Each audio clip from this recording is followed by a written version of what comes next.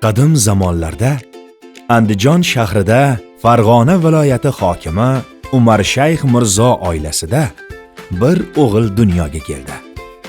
Unga Zahiriddin Muhammad deb ism qo'yildi. Zahiriddin Muhammad saroy muhitida ilmli va tartibli oilada ulg'aydi. Chunki otasi hukmdor, onasi esa dono va bilimli ayol bo'lgan.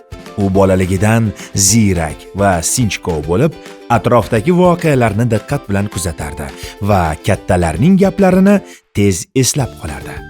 Zahiriddin Muhammad yoshligidan o'qish va yozishga qiziqdi. She'riyatni sevdi. Arab va fors tillarini, tarix va adabiyot asoslarini o'rgandi.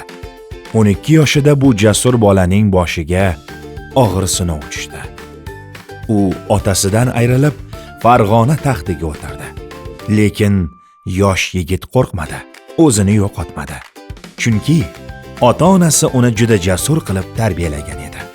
Adolat, rostgo'ylik va ilmni qadrlagan bu yigit keyinchalik nafaqat buyuk sarkarda, balki shoir va yozuvchi sifatida ham tarixda qoldi.